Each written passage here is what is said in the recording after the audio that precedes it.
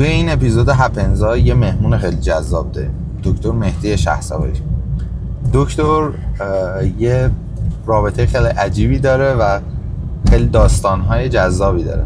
دکتر دایی داشلی بزرگ. اسم این اپیزود رو گذاشتیم قصه کسی که صداها رو درمان میکنه.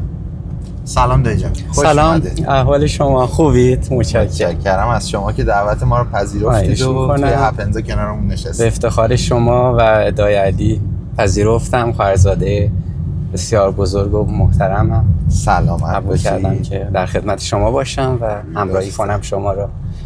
دایی شغل شما خیلی عجیبه، اسمی داره که شاید کمتر کسی شنیده باشه ولی باهاش خیلی ها سر و کار داره.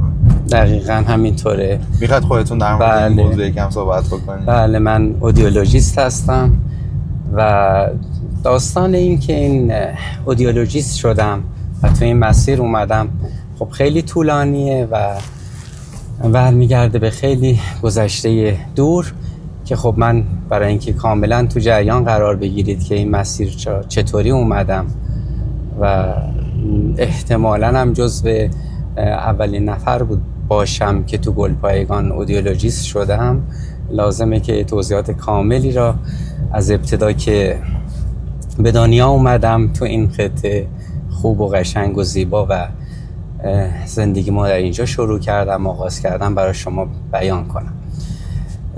سال 1344 اردیبهشت 1344 در روستایی به نام زامن‌آباد که چند کیلومتری با گلپایگان فاصله داره، اونجا به دنیا اومدم و قبل از من خواهری داشتم که خب متاسفانه تو سن پایین 2-3 سالگی فوت کرد و من شدم فرزند اول خانواده. و خب دیگه پسر بچه بودم. مادرم به خاطر این اتفاقاتی که افتاده بود خیلی مراقبت از من میکرد و خیلی مواظب من بود که آسیبی به من وارد نشه، اون اتفاق تلخ براشون تکرار نشه.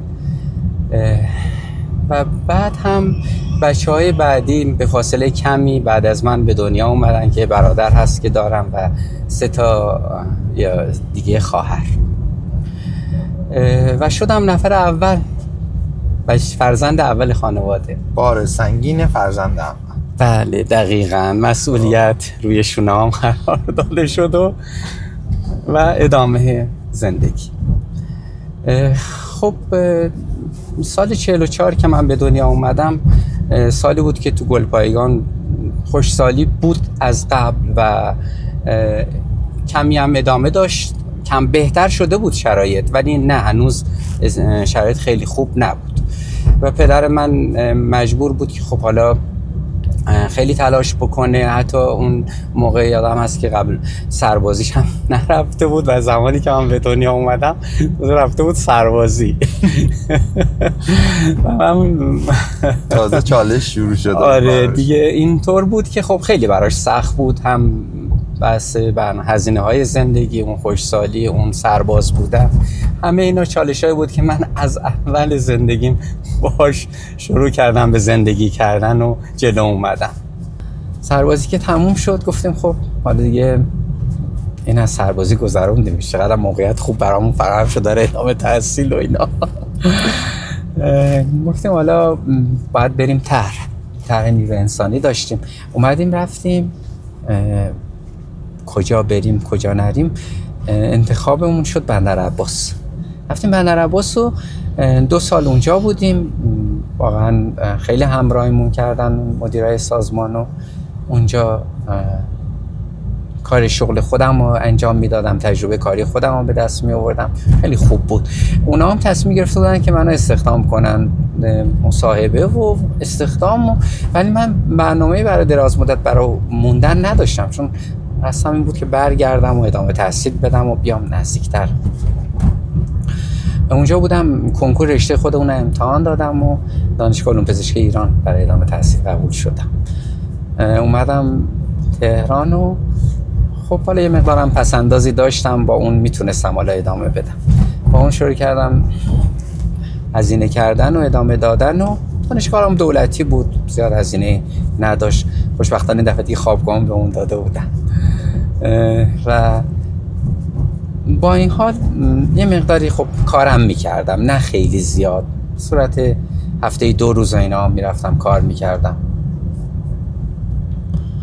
بعد که این مقطع تموم کردم اومدم که بمونم تهران، فارغ التحصیل شده بودم، دیدم تهران میگن شما منطقه 2 گلپایگان منطقه 2 و باید برگردی بری تو مناطق 2 مناطق محروم.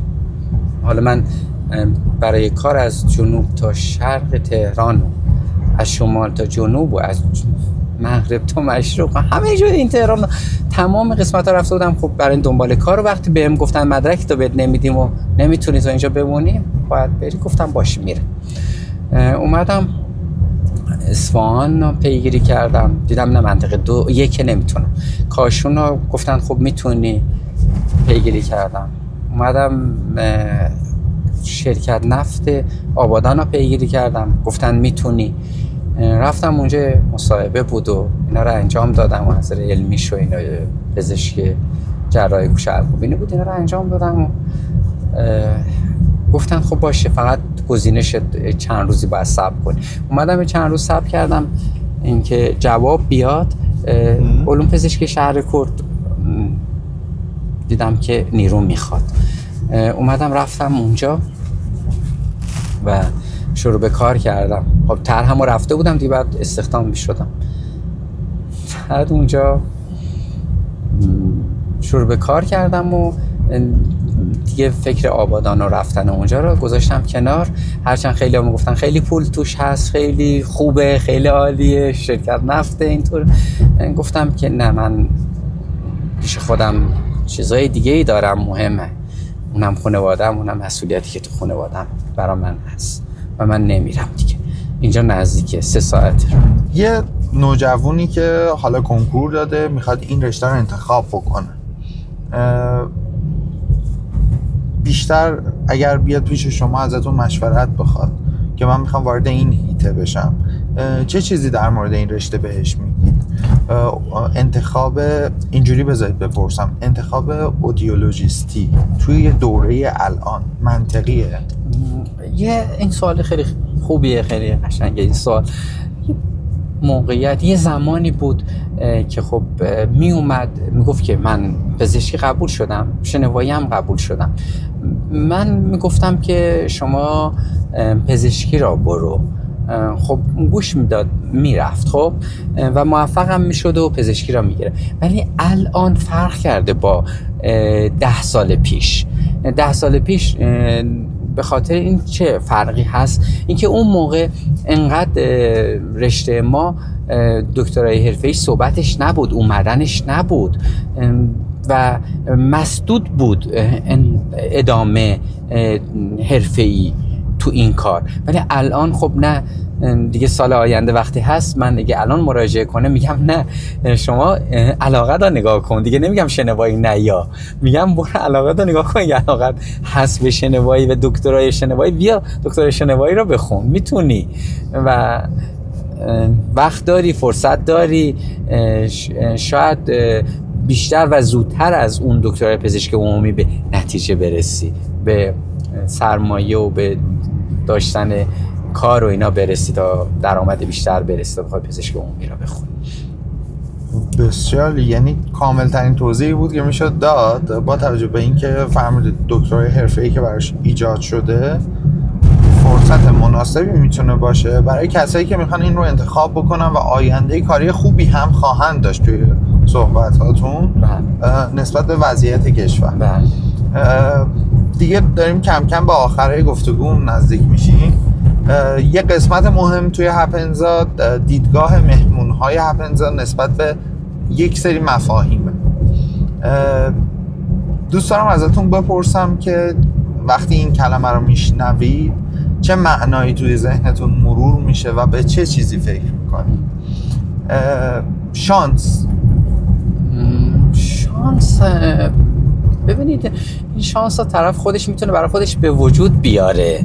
این موقعیت ها که ما میگیم موقعیت، این نیست که میتونه با پشتکارش به وجود بیاره، با جدیتش تو حیطه‌ای که میخواد به وجود بیاره. این نیست که شانس باشه یکی نیاره یکی بیاره. خب تو این مسیری که میخواد بره سختیاشو میگه بد شانسی، خوبیاشو اینا رو میگه شانس. ولی نه، اینا بر اساس اون جدیت و بر اساس اون پشتکار به وجود میاد. پس یه جمع‌بندیش بکنیم، به شانس اعتقاد ندارید. شانس به نظرتون نتیجه یه کارهایی که یک فرد در طول مسیر انجام میده. بله. بسیار عالی. موفقیت رو تو چی معنی میکنید؟ موفقیت ببین درونیه، اون احساسیه، اون و اون منطق و اصولیه که یه فرد براش برنامه داره که برسه بهش. یکی میره درس میخونه میگه من موفق نبودم، خب چون نمیخواسته، چون اون به اون چیز درونی خودش از نظر خودش نرسیده. موفقیت اون برنامه‌ای هست که برای خودش در درون خودش احساسی هست که داره و سعی میکنه به اون برسه. اون میشه یه موفقیت. اون هدفی که داره، اون استراتژی که داره میره برای رسیدن به چی؟ به اون هدف. اون هدف رو میگن چی؟ اون موفقیت وقتی بهش میرسه. بسیار عالی. و زندگی به نظرتون چیه؟ چی معنی میشه زندگی برای شما؟ زندگی فرصتیه که فرد داره و براش به وجود اومده. حالا این فرصت که داره باید تصمیم بگیره چیکار میخواد بکنه با این فرصت. یه موقع هست که این فرصت رو میخواد به بتالت و اینا بگذرونه و به خوشگذرونی غیر متعادل و اینا بگذرونه. یه موقع هست نه، میخواد که تو این مسیر اینطور باشه که درست حرکت بکنه، اصولی و منطقی حرکت بکنه. میاد و اون احساس میکنه که خب تو این روند درسته، این مسیر درسته و این یه مسیری هست که باید درست بره جلو. واضح‌تر بگم، ببینید همه ما که به دنیا میایم توی یه شاخه، توی یک رشته میریم جلو و خودمون بعدن برای خودمون برنامه‌ریزی میکنیم. من تو این رشته کاری باید به این موفقیت ها برسم، اینا رو به دست بیارم. اون اینطوری میگه، اینطوری میگه. رسیدن به اونا میشه خب تو مراحل مسیر زندگی یعنی تو جریان بودن، تو حرکت بودن برای رسیدن به اون اهداف. زندگی رو پس توی حرکت و ادامه دادن معنیش میده. این یه یادبود کوچولو از طرف هپنزاست. ممنونم لطف دارید، زحمت کشیدید. متشکرم. خیلی ممنون از لطفتون، از هدیه‌تون. خیلی متشکرم. خیلی ممنونم.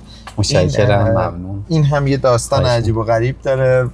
توی هپنزا همه چی داستان داره. خیلی ممنون. و این بود از این اپیزود هپنزا. امیدوارم که دوست داشته بوده باشیدش و لذت برده باشید. جای نرید، داستان هنوز ادامه دارن تا اپیزود بعدی توی هپنزا. خداحافظ. خداحافظ شما. خدا نگهدار شما. خداحافظ.